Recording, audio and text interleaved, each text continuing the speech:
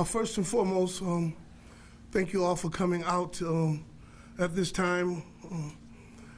We want to just acknowledge this is about the life of Orlando Taylor III, a 23-year-old African-American man in this city who left out of his house Sunday morning and had an encounter with the Springfield Police Department, and they murdered him. We just left the district attorney's office, and the family contends that no matter what that tape shows, the footage shows, everything is compromised. The family wants you to know that on yesterday, Captain Duda from the Springfield Police Department called the family to set up a meeting with the mayor to watch the footage. Several moments later, a private investigator called the house and said, would you like to come and sit down and see the footage? We said we had an appointment with the district attorney's office to see the film today. We were told that we didn't need the district attorney, that they had access to the footage, in a clear violation of the general laws of the Commonwealth. People have been messing with this video and film as if it was a viewing to an open movie. How does Captain Duda or a private investigator get to call this family and ask to see film that is only in the purview of the district attorney for the Hampden County? How many other people had their hands on the evidence before the chief prosecutor of the Commonwealth had a chance to see it? Dominic Sarno, 3 hours after Orlando was murdered, him and Commissioner Clapprood made a statement that it was a justifiable shooting. No thorough investigation took place, no evidence, nothing. He said it was a justifiable shooting. He's not the district attorney. Captain Duda, who works for the Springfield Police Department, calls to sit down with the family to talk about and view the footage, and said we didn't need the district attorney. This is from a police department that is supposed to investigate itself, and the family is supposed to be okay with everything that's going on. This is a travesty. This young man was murdered by the Springfield Police Department. It was sanctioned by the mayor and underscored by the commissioner when she so lackadaisical quoted that no officer wakes up on a cold Sunday morning to go out and do what he did. One thing we know for sure, that Orlando Taylor III left out of his house alive, got in contact with the police, and was murdered. We want justice for this young man, and we want it to be known that Orlando Taylor III and his family have been working diligently to get him help for his mental health. 24 hours before Orlando Taylor III was murdered, his grandmother was on the phone as he sat on the couch, and his mother was on the other phone. And Orlando promised his family that he would go get some help. That Monday morning, they were going to reach out to the African Diaspora Mental Health Association to get help. The lie and the narrative spread about Orlando stops here. He was let down by the city and the mental health crisis here in the city of Springfield. His mother, 4 days before Orlando Taylor III was murdered, called Behavioral Health Network to get help for Orlando. And they said, and I quote, "There's nothing we can do unless he does something." Orlando, Taylor III, his grandmother and his mother have reached out to every mental health organization for help, and at every turn, Orlando was denied. Orlando had contact with the Behavioral Health Network, but when that officer met him, the grandmother is in the streets pleading with this police officer not to kill her grandson because he had issues, and that cop murdered him anyway. This was a young man who was gifted, intelligent, a child who was full of life, and they murdered him. And then Dominic Sarno has the nerve, not even 3 hours before anything, he said it was a justifiable shooting. And everybody ran with it. This young man had been trying to get help, and his family had tried to help him.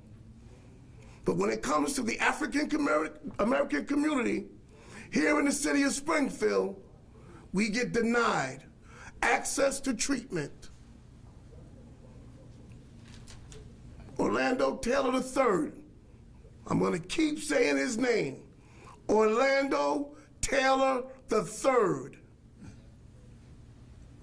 was taken away from us, and there was nothing in place to save his life.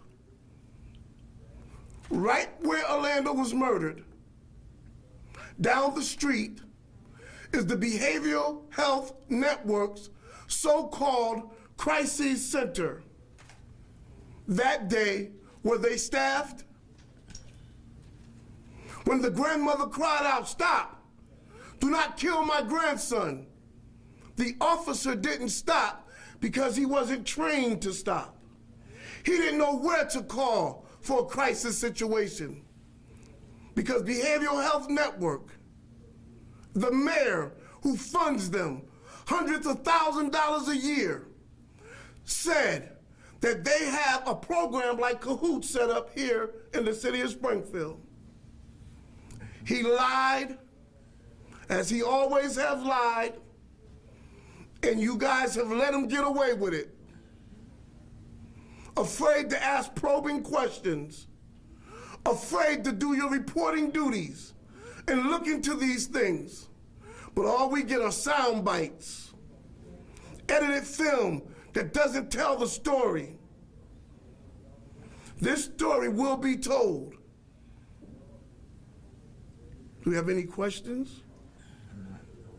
Yes. Yeah, you mentioned the footage is compromised. Could you just expand on what you mean by that? Well, I don't have the authority to talk about what's compromised, but we know the only evidence that makes clear to us what happened was the story the grandmother told as she saw her grandson murdered.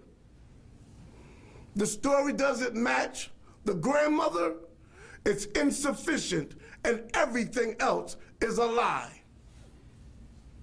You watched, am I right in thinking, Minister Stokes, that you watched the footage with the family? Yes. The account, the grandmother, we spoke on Monday and she gave the account, and that was verified through watching the footage today. What we saw today, and we can't speak on it, we saw 23-year-old Orlando Taylor III murdered by a Springfield police officer. That's what we saw. Do you have confidence that the district attorney is going to come to that conclusion, that it was a murder? I'm not a psychic, but I have 500 years of empirical information that it is okay to kill a black child, a black man, and nothing gets done. I don't have any confidence in the system of white supremacy to give a black man a break. The Bud Williams, the mayor, Commissioner Clapwood are all asking for this footage to be made public. How do the family feel about this footage being made public? Well, what we want, what the family wants, is the truth to be told. The family don't have any concerns about the video and who sees it. What the story is from the grandmother. And when she gets ready to articulate it, that's the only video that should be reported. That's the only pictures that matters. I want to pay close attention to what happened in Springfield, Massachusetts in 2022. You ever heard of slave catchers? You ever heard of slave catchers? And they run up on black Africans in this country and killed them and murdered them. 2021, his grandmother pleaded, "Do not murder my grandson. He suffers from mental illness." And they murdered him. They murdered him like it was slave catching days. Because it's okay to kill us. We don't expect any justice. But we know that God is a God of justice, and he shall not be mocked. And Dominic Sarno and all the rest of them will reap what they sow. Orlando Taylor III, we will have policies with his name on it that no another African American walking the streets of Springfield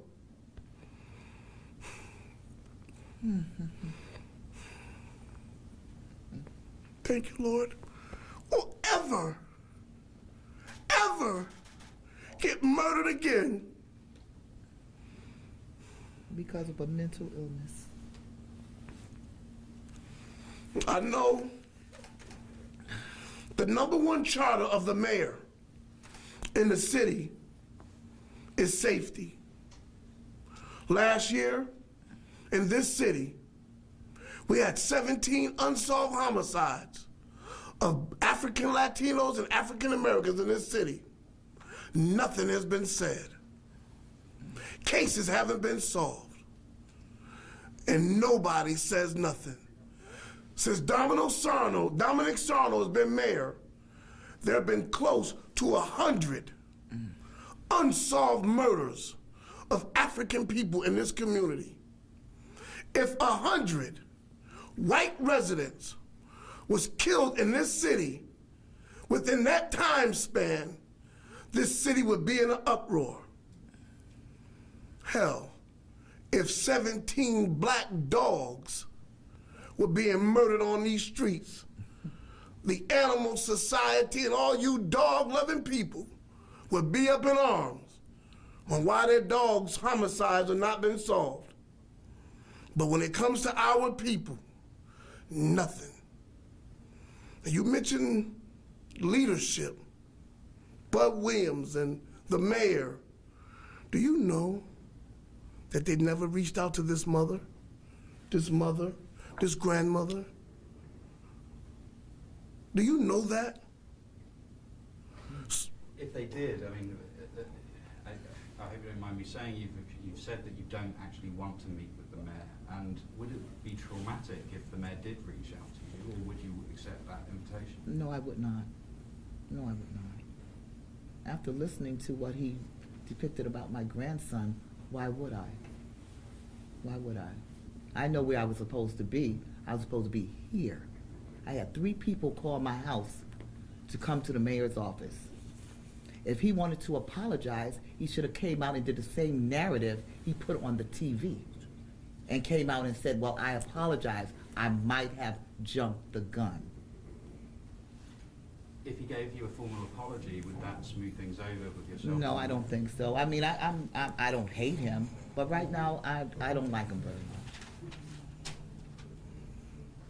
You know, there needs to be an accountability, and I believe a change of guard, it might be necessary.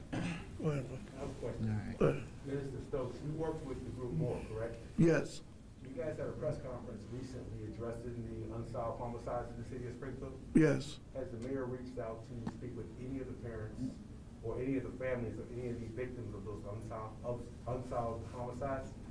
And has he reached out to any of the members of your organization to have a conversation about this? No, the mayor has not reached out at any cause to talk to us about the unsolved homicides. His go-to line is, we can't help the community unless we have concrete evidence. And he says that you need to lock up the gangsters and thugs. But every time he arrests them, they get let out of court.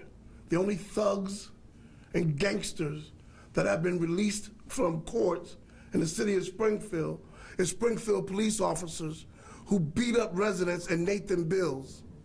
They're the only gangsters, the only thugs and criminals that get released from prison. One more question. That response, did he respond directly to Moore, or did he respond via the media?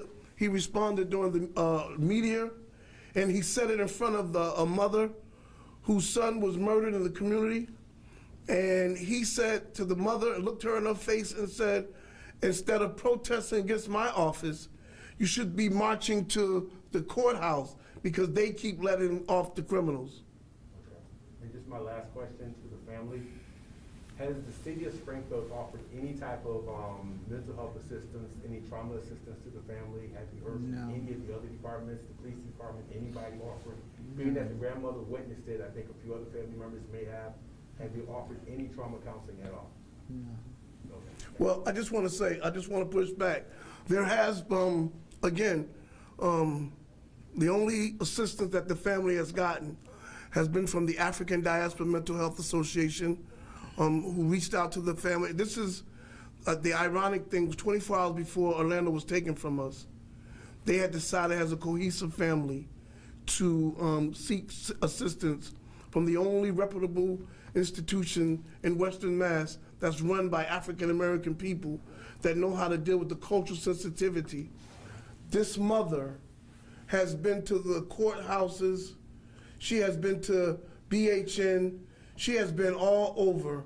There's court document that this mother has been trying to get help from the city, from the mental health experts, and all of them denied her. This mother, this grandmother, unbeknownst to any of us, have been working hard to find a place because there's no advertising for health for African Americans. There's no concentrated effort to deal with the acute nature of white supremacy and systematic racism that is the reason why black people are killing each other. They are angry, they are frustrated, but we got our focus on the wrong enemy because we have not been taught better. And this is because of white supremacy and systematic racism. In the city of Springfield, in the public school system, there are no nonfiction books in our city that shows African people in a positive light. In our public school system, Springfield, Massachusetts is corrupt, insidious, and nasty with its behavior towards the African American population. I just want to back up to the comments made about obviously calling BHN, asking for assistance for your son. Have you had any communication from BHN since? No, she didn't. She hasn't had any. If she had had help from BHN, Orlando would be alive. Thank you. That's the truth. Okay. Been begging, been to the courthouse. You had mentioned that in the past, you had reached out to other institutions for mental health assistance because of the challenges. Can you name those organizations that you had worked with in the past? Ms. Taylor. Excuse me? She had, what I'm sorry. Go ahead, Darius. No, when I spoke with you guys previously, you talked about different organizations that Orlando had, if you had sent to Orlando to in the past. Yes, when he was younger, he had went to Gandara, excuse me, and he also went to the American Red Cross. Not the American Red Cross. I'm sorry, Salvation Army on Pearl Street. Okay, he did go to those couple of places, and I also had tried to call different agencies to see the protocol of what had to be done. I never had to call crisis. I never had to do it, but I also know that he needed it. He definitely needed it. Did you find those agencies or organizations to be culturally competent as it pertains to your grandson? I can only go by what I hear on the phone. I don't know these people personally, and I can't see their faces. Okay. They just give me information. Last question. Were the police aware of the fact, in the past, were the police aware prior to that day that Orlando? I believe it's in the system. I can't say that, but I believe it's in the system. I believe so, because several days before he was murdered, I had called BHN Crisis, and they asked me did I want officers sent out. I said my son needs, I believe I said, a psychological evaluation. I don't believe that he needed to be in prison, that he needed to be in prison, but officers did come out to the house, and they did turn on their body cams. They did speak with him. So yes, I believe they know that. Also, I'd just like to say, I've been to the courthouse several times. Nothing anybody can do. No one can do anything. Nothing. On one occasion, they did, the best I could do is get him in there under something else, just to see if they can do, assess him or some type of treatment. He jumped the fence, and they said, that's it. There's nothing else they can do. When was this that the officers came? Several days before he was murdered, About a week they or so came out to before. my house. About a week or so, you said? I say about a week before, yeah. I think it was There were days. 3 days? I believe it was days. Yeah. And what happened there? Can you talk about what happened with that My interaction daughter. with the police? Someone came out, I believe he worked with BHN Crisis alongside the police, several police officers, a lot of police officers, and they spoke with him. And basically, I was just told there was nothing they can do because he hadn't done anything. So here's where we're at with this, insofar as you've heard the family, they've articulated they had help. Had there been something in place, as the mayor has said it is? Amen. The mayor has told this city that there's a behavioral health network crisis here. We've asked the mayor repeatedly, those of us so-called advocates, do you have a program that is set up like the Cahoots program that sends out reputable messengers with licensed clinicians that are culturally competent who look like us? We were told, yes, they have that in place. We've been in discussions with the mayor for the last 2 years. He said this is in place. And Orlando Taylor III was murdered right down the streets from where this so-called mental health crisis is at. It has all been a lie and a farce. And as the grandmother has said, that her grandson may be the sacrificial lamb, that we'll make sure that no other African American with mental health issues will ever be murdered again. We will not allow Orlando Taylor III's death to be in vain.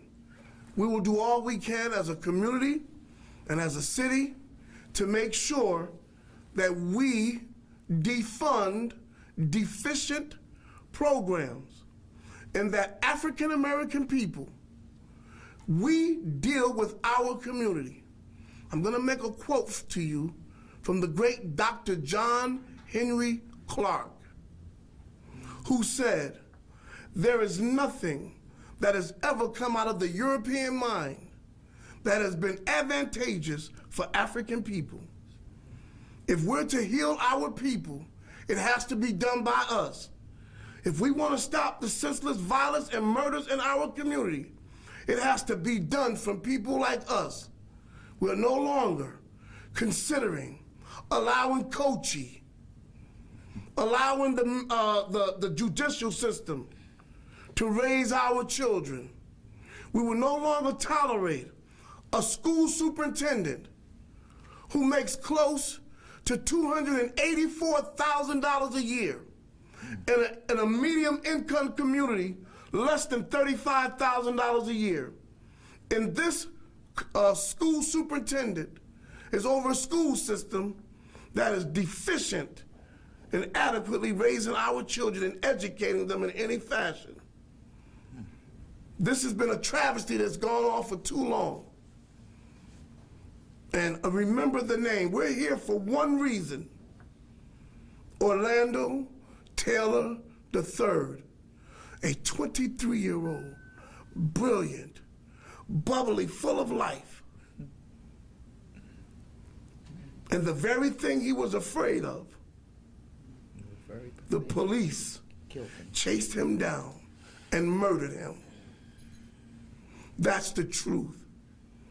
Everything else will be as it always is. They're gonna lie. They're gonna cover it up. You're not gonna report it. You're not gonna say nothing about it. You're gonna edit and carve up. Weak leadership will come out and mumble nothing like mumble rappers. And y'all expect this is going to die down. Not this time. We won't allow this to happen to this family. Are there any more questions or? If you had to address black families, a black family that was dealing with mental health challenges, one of these young men or women, what advice would you give them, given everything that has occurred? I would say, come on, let's go to the African Diaspora Mental Health Association. It's at 605 State Street, Springfield, Mass. And we talking code right next to CVS. Everybody know where that's at. And I would get our community to start seeking mental health services from the African Diaspora Mental Health Association. I'll ask our community to start investing in our community. I ask all of the religious leaders and pastors and bishops and imams, if you or any one of you can sit with Dominic Snarno, have fundraisers for him when he runs for mayor. Any of you Africans dealing with Dominic Sarno, after this has been exposed, you're just as worse to our community as he is. Just because he's paying you and your little nonprofit organizations, state representatives who are elected, who are African American and Latino American, yet you stand with the mayor, you are betraying this community. And shame on you. Shame on you all. Thank you. We're done. Thank you for coming out. Did you want to say something? I just wanted to know, what could have been done differently? They said the help is there, and I've been seeking it with no Because it's end. not there. What can I have done differently to save my son? Okay. That's it. Thank you.